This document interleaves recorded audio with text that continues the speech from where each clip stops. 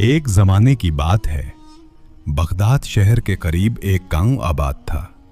गांव बहुत खूबसूरत था। शहजादी, शहजादा जिन और परी ने ये तस्फिया मंजूर कर लिया। जिन ने शहजादी को गहरी नींद सुला दिया और परी ने मच्छर बनकर शहजादे के होंठ पर काटा। वो घबरा कर उठ बैठा और फिर अपने बराबर एक हसीन नौजवान औरत को लेटा हुआ देखकर मुताज्जिब हुआ और दिल में सोचने लगा कि शायद वालिद मेरी शादी इससे करना चाहते हैं और इसीलिए मेरे पास लाई गई है। मैं इसको देख लूं। फिर उसने शहजादी को देखा और हजार जान से उस पर आशिक हो गया और अफसोस करने लगा कि मैं भी कितना बेवकूफ़ हूं जो ऐसी हूर जमाल लड़की से शादी करने से इनकार कर रहा हूं। सुबह को ही वालिद के पास इत्तला भेज दूंगा कि रात को आपने जो औरत मुझे दिखाई है, मैं इससे शादी करने के लिए तैयार हूं। उसके बाद बेताब होकर चाहा कि उसको खूब प्यार करूं, लेकिन उस खौफ से रुक गया कि कहीं वालिद साहब छुपकर मेरी उन हरकत को न देख रहे हों। लेकिन नज़र एक लम्हा के लिए शहजादी के चेहरे से न हटाई और निगाहों ही निगाहों में उसके रुख रोशन की बुलाएं लेता रहा। फिर अपनी अंगूठी शहजादी को पहना दी और उसकी आप पहन ली। इतने में परी ने शहजादे को गहरी नींद सुलाकर चैन की शहजादी को जगा दिया। शहजादी ने उठकर एक नौजवान हसीन को पहलू में देखा। बड़ी परेशान हुई, लेकिन कमरुज़्ज़मान के जमाल बेमिसाल को देखकर उस पर हजार जान से आशिक हो गई और दिल में सोचने लगी कि मैं बड़ी नादान हूं कि वालिद इस नौजवान से मेरी शादी करना चाहते हैं और मैं इनकार करके तैत की मुसीबत उठा रही हूं। फिर अपनी अंगूठी को बदला हुआ देखकर उसको मजीद यकीन हो गया कि यही मेरा होने वाला शौहर है। शहजादी ने कमरुज़्ज़मान को जगाना चाहा, लेकिन वो परी की सिलाई गहरी नींद सो रहा था, बेदार ना हुआ। जोश जज्बात में बेख्तियार होकर उसने शहजादे को चूम लिया। जिन ने उसी वक्त शहजादी को भी सुला दिया। फिर दोनों जिन और परी जाहिर हुए। परी कहने लगी कि तुमने देख लिया, मेरा शहजादा ज्यादा हसीन है। जिन खामोश हो गया और शहजादी को चैन में उसके मकान पर पहुंचा दिया। सुबह को जब शहजादा बेदार हुआ तो शहजादी मौजूद न थी। उसने ख्याल किया कि वालिद ने उन्हें बुला लिया होगा। फिर मुंह हाथ धोकर तिलावत में मसरूफ रहा। जब अपने माँ और उस औरत खत्म कर चुका तो गुलाम को बुलाई थी। गुलाम ने हैरान होकर कहा कि शायद आपने ख्वाब देखा है, क्योंकि यहां तो ना कोई आया ना गया।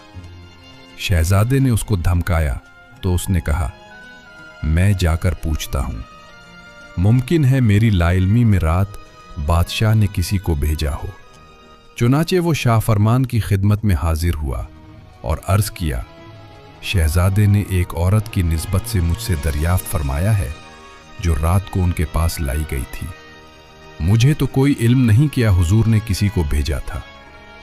शाह फरमान भी मुताज्जिब हुआ और इसी वक्त वजीर आजम को बुलाकर दरियाफ्ते हाल के लिए कमरुज़्ज़मान के पास भेजा। वजीर ने वाकयात पूछे तो उसने जो माजरा देखा था बयान कर दिया।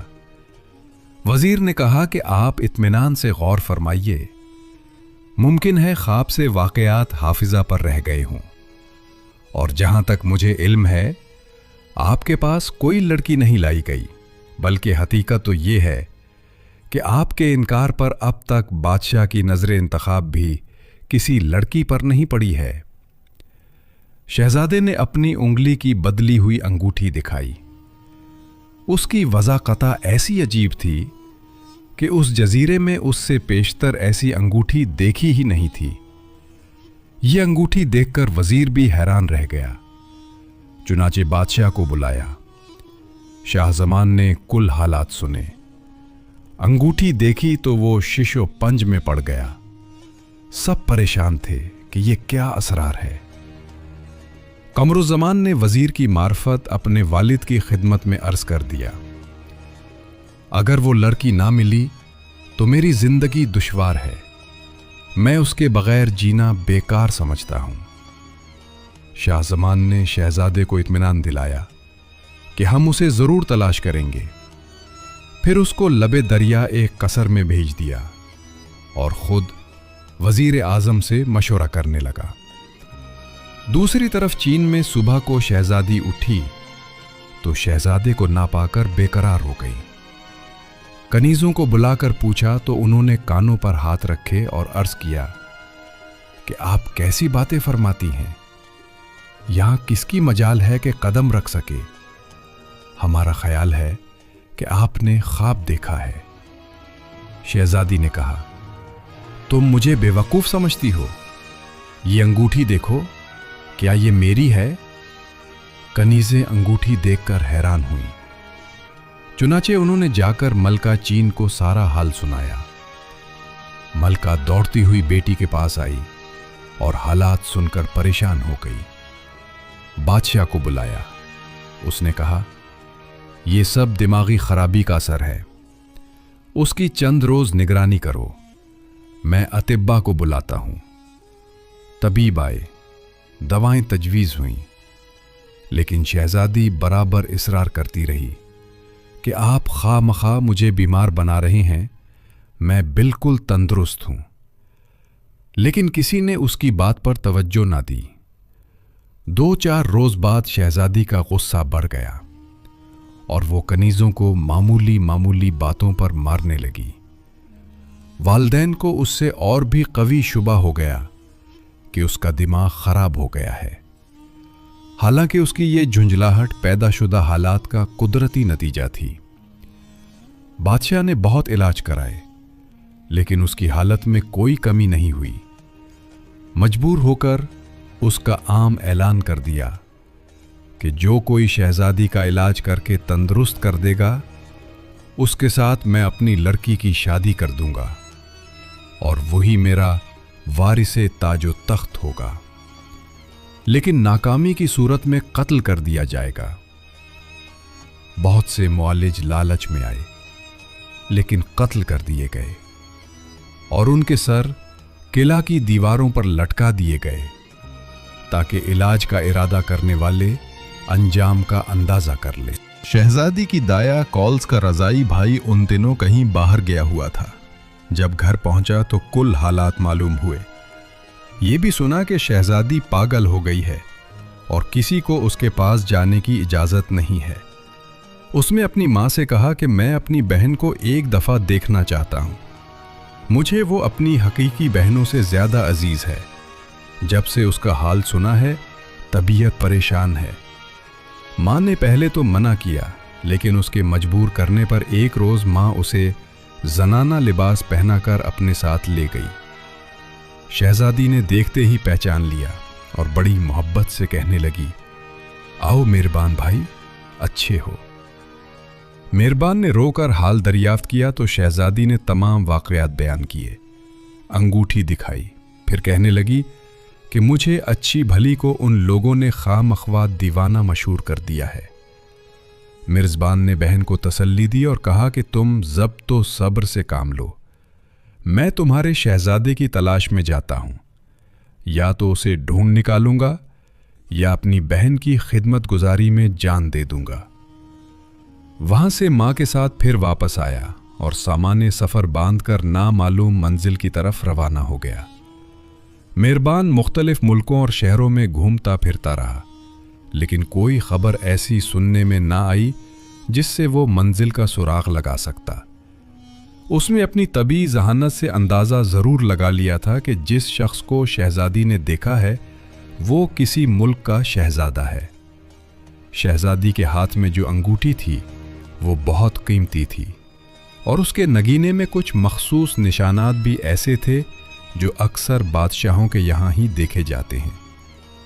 اس کے علاوہ مہربان کو یقین تھا کہ جس قسم کے غیر معمولی واقعات نے شہزادی کو دیوانہ مشہور کر دیا ہے، اس سے ملنے جلنے کے لیے اس شہزادے کے حالات بھی مشہور ہوں گے جس کی اسے تلاش تھی۔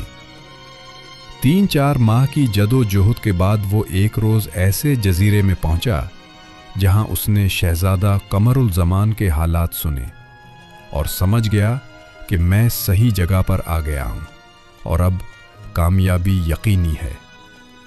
چنانچہ وہاں سے وہ جزیرہ چندان کی طرف روانہ ہو گیا۔ ہفتوں بری و بحری سفر کرتا ہوا جزیرہ مذکور میں پہنچا، لیکن جس وقت اس کا جہاز کنارے پر پہنچنے والا تھا، ایک موج بے پناہ نے اسے پاش پاش کر دیا۔ قمر الزمان اس وقت اپنے ساحلی محل میں ہی تھا اور اس کے والد شاہ زمان بھی بیٹے کے پاس بیٹھے ہوئے تھے۔ اس جہاز کی تباہی کا علم جب انہیں ہوا تو نیک نفس بادشاہ نے اسی وقت دریا میں کشتیاں ڈلوا دی اور جتنے آدمیوں کو بچایا جا سکتا تھا بچایا۔ نوش قسمتی سے انہی میں مہربان بھی تھا۔ بادشاہ نے آزارہ ہمدردی ان لوگوں کو اس محل میں ٹھہرا دیا۔ جہاز کی تباہی اور مرزبان کا نکالا جانا جہاں قمر الزمان مقیم تھا۔ مہربان نے شہزادے کو دیکھا تو دل میں دعا کرنے لگا کہ خداوند میری محنت باور کی ہو اور یہ وہی شہزادہ ہے جس کی مجھے جستجو ہے۔ سمندر میں گرنے کے صدمے سے جب یہ لوگ بحال ہو گئے تو قمر الزمان دریافت حال کے لیے ان کے پاس آیا اور سب سے خیر و عافیت دریافت کی، تو مہربان نے بہت ہی فصاحت و بلاغت سے گفتگو کی اور شہزادے کو اپنے سفر کے دلچسپ واقعات سنائے۔ قمر الزمان اس سے بہت خوش ہوا۔ پھر چلتے ہوئے مسافہ کے لیے ہاتھ بڑھایا تو مہربان نے شہزادی بدر البدر کی انگوٹھی اس کے ہاتھ میں پہچان لی اور دل میں خدا کا شکر ادا کیا کہ میری محنت ٹھکانے لگی اور منزل مقصود تک آ پہنچا۔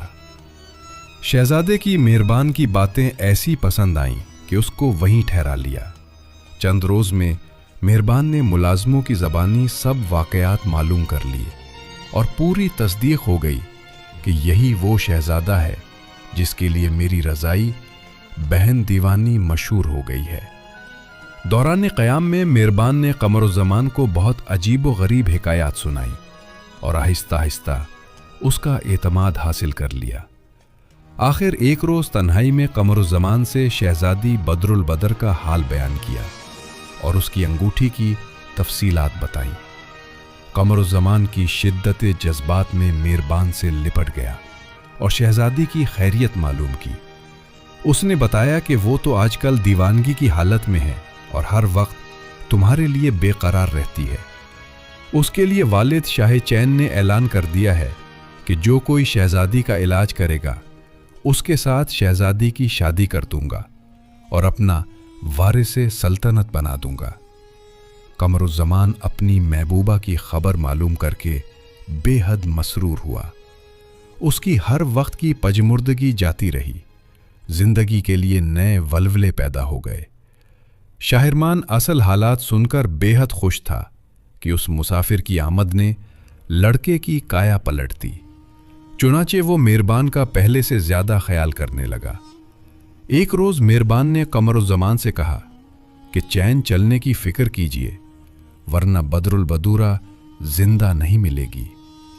شہزادہ سن کر یہ کہنے لگا کہ مجھے خود ایک ایک لمحہ بھاری ہو رہا ہے، لیکن ڈرتا ہوں کہ والد اجازت نہیں دیں گے، تم ہی بتاؤ کہ کیا کروں۔ مہربان نے کہا کہ آپ یہاں سے سیر و شکار کے بہانے نکل چلیے، ہمراہیوں کو راستہ میں چھوڑ دیں گے اور ہم دونوں چین روانہ ہو جائیں گے۔ راہ میں کچھ ایسے نشانات پیدا کریں گے کہ تلاش کرنے والے سمجھیں گے کہ ہم کسی درندے کا شکار ہو گئے ہیں۔ قمر الزمان نے اس تجویز کو پسند کیا اور والد سے شکار کی اجازت لے کر شہر سے روانہ ہو گیا۔ جنگل میں پہلے سے ہی چند گھوڑوں کا انتظام کر لیا گیا تھا، چنانچہ موقع پا کر شہزادہ اور مہربان ملازمین سے الگ ہو کر چین کی طرف روانہ ہو گئے۔ راستے میں ایک فاضل گھوڑے کو ذبح کر کے اپنے چند کپڑے اس کے خون میں تر کر کے ڈال دیے اور گھوڑے کو دور ایک جگہ چھپا دیا تاکہ تعاقب کرنے والے مایوس ہو کر لوٹ جائیں۔ یہ دونوں منزل بمنزل تیزی سے آگے بڑھتے جا رہے تھے۔ شوق کا یہ عالم تھا کہ پر لگا کر اڑ جائیں۔ غرض طویل اور تھکا دینے والا سفر ختم ہوا اور قمر الزمان مہربان کے ساتھ چین پہنچ گیا۔ قمر الزمان بےتاب تھا کہ ابھی محبوبہ تک جا پہنچوں، لیکن مہربان نے سمجھایا کہ ہم کو کام قاعدے سے کرنا چاہیے تاکہ کوئی الجھن پیدا نہ ہو۔ پہلے بدر البدورہ کو اطلاع دیتا ہوں کہ شہزادہ آ گیا، پھر آپ طبیب بن کر اس کا علاج کرنے جائیے، وہ تندرست ہو جائے گی اور بادشاہ حسب وعدہ سے اس کا عقد کر دے گا، اس طرح مقصود حاصل ہو جائے گا۔ قمر الزمان نے کہا، بہتر ہے، جس طرح تم کہو گے ویسا ہی کروں گا۔ قمر الزمان کو ایک آرام دہ سرائے میں ٹھہرا کر مہربان اپنے گھر گیا اور ماں سے کہا کہ آپ بہن سے جا کر کہہ دیجئے کہ اپنی بہن سے سرخرو ہوا، کل اس کو بصورت حکیم بھیجوں گا، تم تندرست ہو جانا، بطور نشان وہ تمہارے پاس انگوٹھی بھیجے گا، دریچہ سے اس کو دیکھ کر مزید اطمینان کر لینا چاہیے، پھر خدا چاہے بادشاہ حسب منشا نکاح کر دے گا۔ دایا نے یہ خوشخبری بدر البدر کو دی، وہ نہایت خوش ہوئی اور اسی وقت سر بے سجود ہو کر خداوند کریم کا شکریہ ادا کیا۔ دوسرے روز حسب تجویز قمر الزمان طبیب بن کر شاہی محل میں پہنچا اور اطلاع کرائی کہ میں شہزادی کا علاج کرنا چاہتا ہوں۔ افسر محلات نے اس کی نو عمری اور خوبصورتی کو دیکھ کر سمجھایا کہ صاحبزادے کیوں اپنی زندگی سے بیزار ہو رہے ہو، بہت سے بڑے بڑے طبیب آئے اور اسی حسرت میں قتل کیے گئے، مجھے تمہارے حسن و جوانی پر رحم آتا ہے، خدا کے لیے واپس جاؤ اور اس خیال خام کو چھوڑ دو۔ لیکن شہزادہ بند رہا۔ مجبور ہو کر افسر متعلقہ نے وزیر اعظم اور شاہ چین کو اطلاع دی کہ نو عمر حکیم آیا ہے اور شہزادی کا علاج کرنا چاہتا ہے۔ بادشاہ نے حکم دیا کہ بلاؤ۔ قمر الزمان کو بادشاہ کے سامنے پیش کیا گیا۔ شاہ چین نے کہا کہ تم نے کل شرائط علاج معلوم کر لی ہیں؟ شہزادے نے کہا، جی ہاں، اگر میں ناکام رہا تو آپ شوق سے مجھے قتل کرا دیں۔ بادشاہ نے کہا، تم بہت کم عمر طبیب ہو، میں مشورہ دیتا ہوں کہ کل تک مزید غور کر لو۔ قمر الزمان نے کہا کہ یہ آپ کی مہربانی ہے جو مجھے نصیحت فرماتے ہیں، لیکن میں جو فیصلہ کر چکا ہوں وہ بدل نہیں سکتا۔ شاہ چین نے کہا، اچھا تمہاری مرضی، آؤ میرے ساتھ چلو۔ پھر وہ قمر الزمان کو لے کر اس جگہ آیا جہاں شہزادی مقید تھی اور ایک کمرے میں بٹھا کر بادشاہ بدر البدر کی حالت دیکھنے اندر گیا۔ اس وقت شہزادی بہت سخت دورے میں تھی، جو قریب جاتا اسے مارنے کو دوڑتی تھی۔ باپ کو دیکھ کر بھی کوئی پرواہ نہ کی، بلکہ ناراض ہو کر کہنے لگی کہ اس بوڑھے کو یہاں سے نکال دو۔ بادشاہ نے بڑی محبت سے کہا، بیٹی تیرے علاج کے لیے ایک نوجوان طبیب آیا ہے۔ بدر البدر اسخ جوش میں اٹھ کھڑی ہوئی کہ وہ کون ہے اور کیوں میرا علاج کرنا چاہتا ہے، میں اس کو بھی قتل کر دوں گی۔ پھر کچھ دیر خاموش رہ کر بولی کہ اچھا بلاؤ اور اس سے کہ میرا علاج کرے۔ بادشاہ نے باہر آ کر شہزادے سے کہا، چلو اور مریضہ کو دیکھو۔ اس نے کہا کہ ایک دیکھنے کی کوئی دا، میں یہ لفافہ دیتا ہوں، آپ شہزادی کو دے کر تھوڑی دیر کے لیے تنہا چھوڑ دیجئے، اس میں ایک عمل نایاب ہے اور مجھے یقین ہے کہ ابھی شہزادی تندرست ہو جائے گی۔ بادشاہ اس طبیب کا عزم یقین دیکھ کر بہت متعجب ہوا اور سوچنے لگا کہ ممکن ہے یہ کوئی بڑا عامل ہو، اس لیے اس کو اپنے اوپر اتنا اعتماد ہے۔ اس عرصہ میں بدر البدر نے اپنے کمرے کی کھڑکی سے جھانک کر دیکھا تو شہزادے کو پہچان لیا کہ یہ وہی نوجوان ہے جو چند لمحے میرے پاس رہا تھا، لیکن وہ دل پر اتنا نقش چھوڑ گیا، بڑی مشکل سے اس نے ضبط قائم رکھا۔ اتنے میں بادشاہ وہ لفافہ لے کر اندر آیا اور شہزادی کے ہاتھ میں دے کر کہا کہ ہم سب باہر جاتے ہیں، تم اس کو کھول کر دیکھو۔ کچھ ماہ خواصوں کے باہر چلا آیا۔ شہزادی نے بڑے شوق سے لفافہ کھولا۔ قمر الزمان طبیب کے لباس میں، اس میں وہ انگوٹھی تھی جو شب ملاقات میں بدر البدرہ نے پہن رکھی تھی، اور ایک خط تھا جس میں اشتیاق ملاقات کے بعد لکھا تھا کہ تمہیں کسی طرح اپنے تندرست ہونے کا ثبوت دینا چاہیے۔ خط پڑھ کر شہزادی نے چاک کر دیا اور خود پورے سکون کے ساتھ باپ کی آمد کے انتظار میں بیٹھ گئی۔ قمر الزمان نے یہ اندازہ کر کے کہ شہزادی نے خط پڑھ لیا ہوگا اور اپنا سکون بھی بحال کر چکی ہوگی، بادشاہ سے کہا کہ آپ اندر جائیے اور مجھے شہزادی کی حالت بتائیے۔ شاہ چین نے بے امیدی کی حالت میں کمرے کے اندر قدم رکھا۔ بدر البدرہ فوراً کھڑی ہو گئی، ادب سے جھک کر سلام کیا اور ہاتھ باندھ کر باپ سے پوچھا کہ کسی جرم میں آپ نے میرے بیڑیاں ڈال دی؟ شاہ نے بڑھ کر بیٹی کو گلے سے لگا لیا۔ وہ دیر تک باپ سے لپٹ کر روتی رہی اور معافی مانگتی رہی، اور خوشی سے شاہ چین بھی زار و قطار رو رہا تھا۔ اسی وقت ملکہ بھی آ گئی اور اپنی بیٹی کو تندرست پا کر بے حد خوشی ہوئی۔ دیر تک بیٹی کی پیشانی چومتی رہی۔ بادشاہ باہر آیا اور قمر الزمان کو چھاتی سے لگا کر مبارکباد دی۔ بے شک تمہاری تکبیر سے شہزادی تندرست ہو گئی اور میں حسب وعدہ اس کی شادی تم سے کروں گا اور اپنی سلطنت کا وارث تم ہی کو بنا دوں گا۔ سارے شہر میں اس واقعہ کی شہرت ہو گئی۔ ہزاروں آدمی قمر الزمان کو دیکھنے کے لیے آ گئے۔ 3 دن تک جشن مسرت منایا گیا۔ ایک روز بادشاہ نے قمر الزمان سے اس کا حسب و نسب دریافت کیا۔ اس نے بتایا کہ میں چندان جزیرے کے بادشاہ کا بیٹا ہوں اور گھومتا پھرتا ادھر ہنکلا ہوں۔ بادشاہ کو یہ معلوم کر کے بڑی خوشی ہوئی کہ میرا ہونے والا داماد ایک شہزادہ ہی ہے اور ہر طرح سے میرا جانشین بننے کا اہل ہے۔ ایک روز نیک ساعت میں قمر الزمان کی شادی بدر البدورہ سے ہو گئی اور برسوں سے بچھڑے ہوئے 2 دل ایک جگہ ہوئے۔ دفتر حکایت و شکایت کھل گئے۔ قمر الزمان بار بار شہزادی کو سینے سے لگاتا مگر طبیعت سیر نہ ہوتی۔ پھر دونوں نے آرام کیا۔ اسی طرح رہتے سہتے 1 سال گزر گیا۔ ایک شب قمر الزمان نے خواب دیکھا اور شاہ چین سے اجازت لے کر ماں بدر البدورہ کے چند ان کی طرف روانہ ہوا۔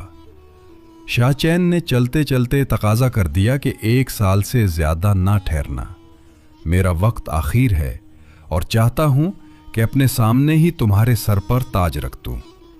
قمر الزمان اپنے سفر سے رخصت ہو کر منزل بے منزل بڑے تزک و احتشام سے روانہ ہوا۔ 1 ماہ تک دونوں بغیر کسی خاص واقعہ کے سفر کرتے رہے۔ اتفاقاً اس دوران بدر البدورہ کی طبیعت خراب ہو گئی اور کچھ روز مجبوراً قیام کرنا پڑا۔ جب بدر البدورہ کی صحت بہتر ہوئی اور امید تھی کہ 2-4 روز بعد سفر شروع ہو جائے گا، ایک روز شہزادی پلنگ پر لیٹی تھی اور قمر الزمان پاس بیٹھ کر گفتگو کر رہا تھا تو شہزادی کی آنکھ لگ گئی۔ قمر الزمان بھی اس کے برابر سونے کے لیے لیٹا اور اس کی نظر بدر البدورہ کے کمر بند پر پڑی۔ اس میں ایک زربفت کا بٹوا تھا جو اس نے پہلے بھی نہیں دیکھا تھا۔ آہستگی سے بٹوا کھولا تو اس میں سے ایک تختی نکلی جس پر کچھ لکھا تھا۔ کچھ عجیب سے نقش و نگار بنے ہوئے تھے۔ شہزادے نے خیال کیا کہ یہ کوئی طلسمی تختی ہے۔ وہ اس کو واپس رکھنا ہی چاہتا تھا کہ ایک جانور نے جھپٹا مار کر وہ تختی لے لی اور اڑ گیا۔ قمر الزمان تیر و کمان لے کر اٹھا اور پرندہ کو تلاش کرتا ہوا دور تک نکل گیا۔ جانور ایک درخت سے اڑتا دوسرے درخت پر بیٹھ جاتا۔ اسی طرح شہزادہ شام تک اس کا پیچھا کرتا رہا اور شام ہو جانے پر گھبرایا کہ معلوم نہیں میں کہاں نکل آیا ہوں۔ مجبوراً اندازے سے ایک سمت چلا، لیکن رات کا بڑا حصہ سفر میں گزارنے کے بعد باقی رات ایک درخت پر گزاری اور صبح کو اٹھ کر پھر آگے چل دیا۔ 7 دن رات سفر کے بعد ایک شہر نظر آیا، چنانچہ ادھر روانہ ہوا، لیکن راہ میں پیاس کی شدت سے پریشان ہو کر ایک باغ میں آیا تاکہ پانی پیے۔ وہاں مالی کو دیکھ کر قریب آیا۔ مالی نے پوچھا کہ کہاں سے آ رہے ہو؟ قمر الزمان نے اپنا حال بیان کیا۔ مالی کہنے لگا کہ خدا کا شکر ہے کہ تم شہر میں نہیں گئے، ورنہ زندہ نہ آتے۔ یہاں کے رہنے والے شیطان پرست ہیں، اگر تمہیں دیکھ کر مسلمان سمجھ لیتے تو اسی وقت قتل کر دیتے۔ اب تم باغ سے باہر نہ نکلنا، मैं तुम्हारे आगे जाने का कोई इंतज़ाम सोचूंगा। यहाँ जजीरा आबूनी से जहाज़ आते हैं, उनमें तुम आबूनी चले जाना। वहाँ से आगे जाना ज़्यादा मुश्किल नहीं है। शहज़ादा माली के पास रहने लगा और जहाज़ों के आने का इंतज़ार करने लगा। औकाते फुर्सत में बाग की देखभाल कर लेता और इस तरह बेचैन दिल को बहलाता। इधर बदरुल बदूरा जो सोकर उठी तो देखना कि शहज़ादा नहीं। अव्वल तो वो ख्याल करती रही कि कहीं करीब ही शिकार वगैरह को गए होंगे, लेकिन रात तक जब वापस ना आया तो बहुत परेशान हुई। लेकिन पढ़ी लिखी और बहुत समझदार औरत थी। हमराही मुलाजिमीन तक को ये मालूम ना होने दिया कि शहज़ादा लापता हो गया है। दूर उज़दार कनीज़ों की मार्फत इधर उधर तलाश भी किया, लेकिन कामयाबी ना हुई। तो खुद कमरुज़्ज़मान का लिबास पहनकर और एक कनीज़ को अपनी जगह शहज़ादी बनाकर आगे रवाना हुई और काफ़ी सफ़र करके जजीरा आबूनी में ओ पहुंची। शाह आबूनी को जब बदरुल बदूरा की आमद की इत्तला मिली तो वो खुद इस्तकबाल को गया। बड़ी खातिर व मदारत से लाकर अपने कसर में बिठाया। बदरुल बदूरा ने वहां रहकर भी पोशीदा तौर पर कमरुज़्ज़मान को तलाश कराया, लेकिन कोई सुराग ना मिला। आखिर उसने जजीरा चुना उनका इरादा किया और शाह आबूनी से मेहमान नवाजी का शुक्रिया अदा करने के बाद इजाज़त चाही। बूढ़ा बादशाह आप दीदा हो गया और कहने लगा, अजीज़ मन, मेरे और तुम्हारे वालिद के बहुत पुराने मरासिम हैं और मैं उनको अपना भाई समझता हूँ। मेरी लड़की के यहाँ औलाद नहीं। मैं चाहता हूँ कि उसकी शादी तुमसे और जजीरा आबूनी की हुकूमत भी तुम अपने हाथ में ले लो। बदरुल बदूरा ये तजवीज़ सुनकर बहुत परेशान हुई कि अब क्या करूं। आखिर एक रोज़ की मोहलत ली। शब को राजदार कनीज़ों से मशवरा किया और ये तय पाया कि अख्त कर लेना चाहिए। आगे जो खुदा को मंजूर होगा पेश आएगा। अगले रोज़ उसने शाह आबूनी से कहा कि मुझे तामील इरशाद में कोई उज़्र नहीं। बादशाह बहुत खुश हुआ और एक रोज़ उसका अख्त अपनी लड़की से कर दिया और उसी वक्त बदरुल बदूरा को अपना वली अहद बनाने का भी अहद कर लिया। तमाम उमरा वुज़रा से हल्फ़े वफ़ादारी लिया और कारोबार और सल्तनत का ज़्यादातर इंतज़ाम बदरुल बदूरा के सुपुर्द करके अपना वक्त इबादत इलाही में गुजारने का इरादा कर लिया। शब अरूसी में बदरुल बदूरा जब शाह आबूनी की लड़की हयातुन नफ्स के पास पहुंची तो दिल ही दिल में खुदा से दुआ करती रही कि तू ही आबरू रखने वाला है। तन्हाई हो जाने पर उसने नमाज की नीयत बांध ली और बराबर नमाज पढ़ती रही। हयातुन नफ्स बिचारी तंग आकर सो गई। जब इत्मीनान हो गया कि शहजादी सो गई तो बदरुल बदूरा भी उसके पास एक तरफ लेटकर सो गई। सुबह उठकर गुस्ल किया और बाहर चली गई। जब हयातुन नफ्स की हम जलीसों से गुफ्तगू हुई तो उसने कुल वाक़या बता दिया। वो सब मुतहय्यर हुई। बात रफ्ता रफ्ता शहजादी की वालिदा तक पहुंची। उसने कहा, आज और देखो कि वो फिर बेइतनाई करता है, या इत्तेफाकन कुल कोई बातचीत नहीं की। दूसरी रात बदरुल बदूरा ने फिर नमाज की नीयत बांध ली और उस वक्त तक नमाज पढ़ती रही जब तक हयातुन नफ्स सो ना गई और फिर खुद भी सो गई। फिर सुबह को गुस्ल किया और सो गई। सुबह को जब माँ ने दरियाफ्त कराया तो मालूम हुआ कि कमरुज़्ज़मान ने आज भी गुफ्तगू तक नहीं की, बल्कि वो जब तक जागती रही आप नमाज पढ़ता रहा और जब वो सो गई तो खुद भी सो गया। हयातुन नफ्स की वालदा को सख्त नागवार गुजरा कि मेरा दामाद मेरी लड़की से गुफ्तगू तक नहीं करता।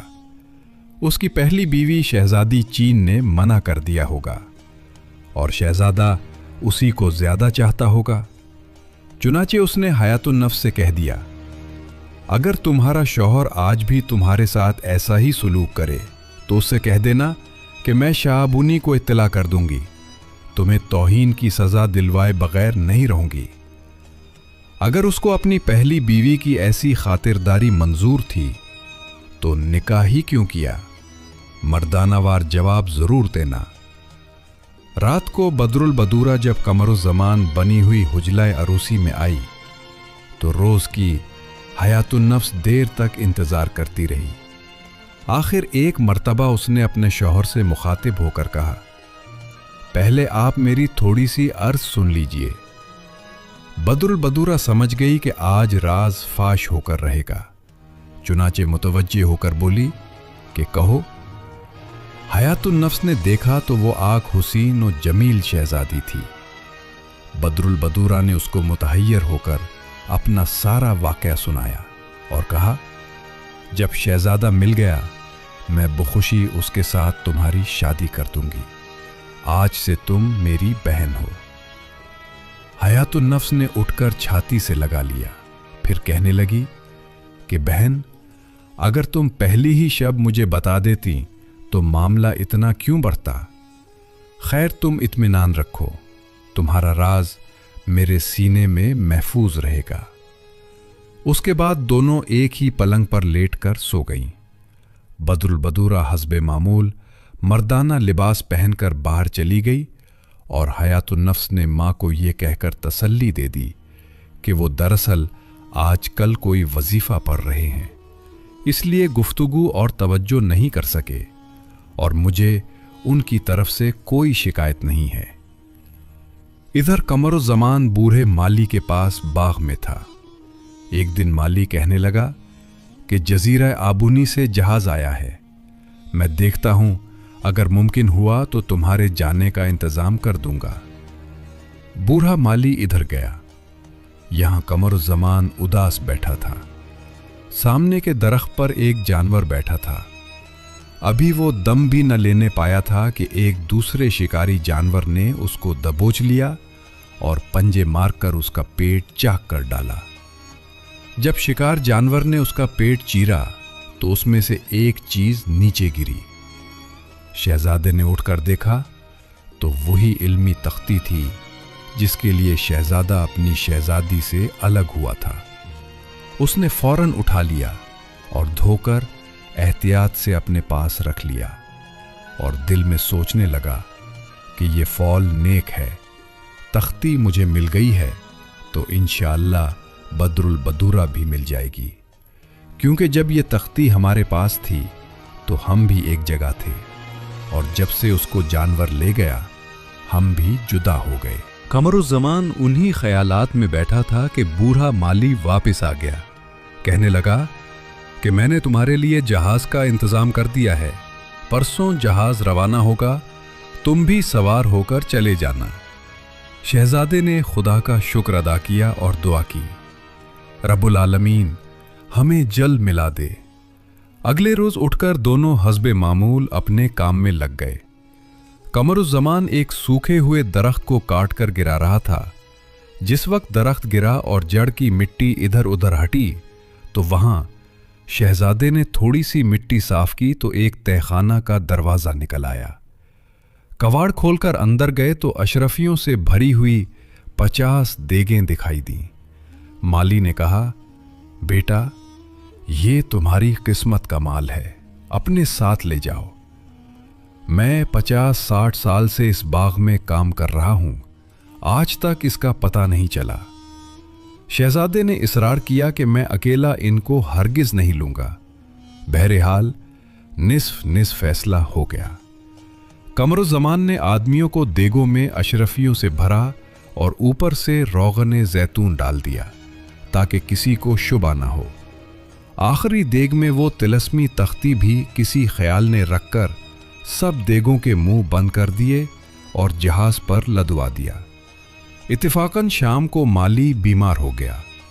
कमरुज़्ज़मान शब भर उसकी तैमारदारी करता रहा। सुबह को भी देखभाल में देर हो गई और जब साहिल पर पहुंचा तो मालूम हुआ कि जहाज इंतजार करके रवाना हो गया। ये बेचारा रोता पेटता वापस आ गया।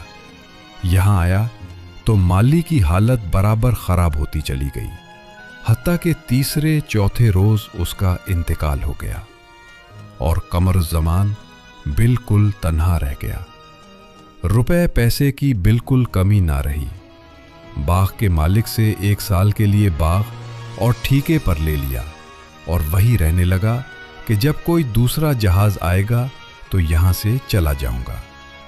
जहाज शहजादे को छोड़कर आबूनी रवाना हो गया। बदरुल बदूरा का मामूल था कि जब कोई जहाज आबूनी आता तो साहिल समंदर पर आकर किसी न किसी बहाने कमरुज़्ज़मान को तलाश करती, क्योंकि उसको मालूम हो चुका था कि चंद उनका रास्ता इसी तरफ से होकर जाता है। कमरुज़्ज़मान का माल लेकर जहाज आबूनी पहुंचा तो बदरुल बदूरा साहिल पर मौजूद थी। उसने मुख्तलिफ माल खरीदा। उसमें रोगन जैतून की देगें भी थीं।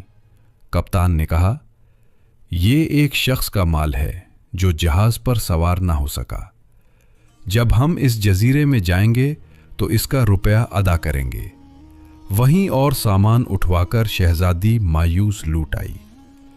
कयामगाह पर पहुंचकर जब ये देगें खुलवाएं तो इनमें अशरफियां भरी हुई पाएं। बदरुल बदूरा